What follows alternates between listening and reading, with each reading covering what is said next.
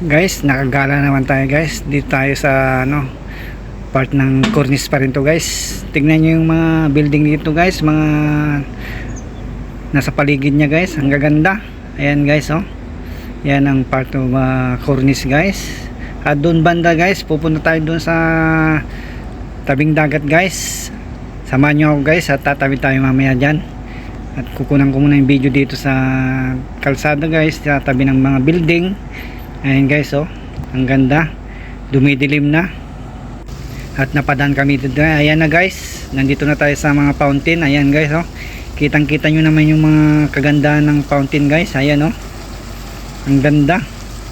Ayan, ipapasyal ko kayo dito sa guys, sa cornice Doha, Qatar. Ayan guys, habang nagpa-video ako sa aking kaibigan.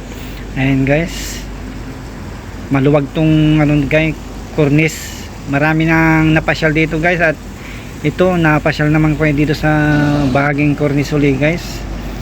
Ayan, napaganda. Ayan, dito tayo sa dulo ng cornice guys, at maraming mapagbidyuhan dito at mga pagpicturan guys na mga magandang tanawin guys. Ayan, oh, fountain guys, napaganda na yan. Ayan guys, ililibot ko kayo dito sa cornice guys. Ayan, napaganda. Ayan, punta tayo doon sa tabing dagat guys. Ayan, nagpasundan ako sa cameraman guys.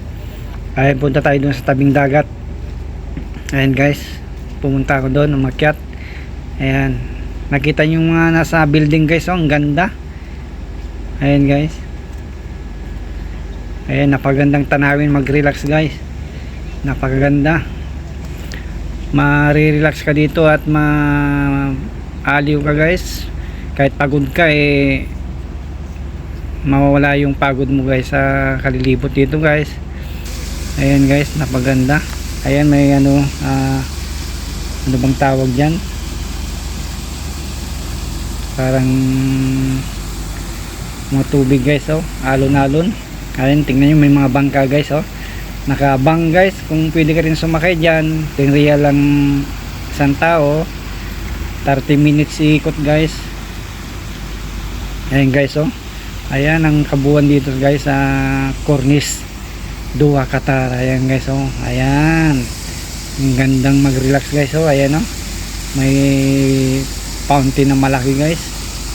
Ayan, tingnan nyo buti guys, oh, ang ganda. Daming isda dito guys, maraming namiminute dito. Ang nakukuha nila, bangus. Ayan, oh, ang gandang mag-relax. Mura lang dito guys ang mga pagsakay sa bangka, kaya sulit yung mga isandaan mo maghapon na pwede na yan guys kung mag-isa ka lang.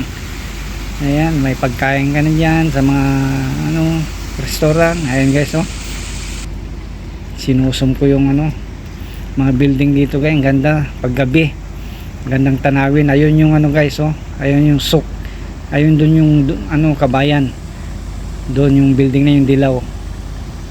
Malapit lang, patawid-tawid ka lang guys dito sa lugar na to guys.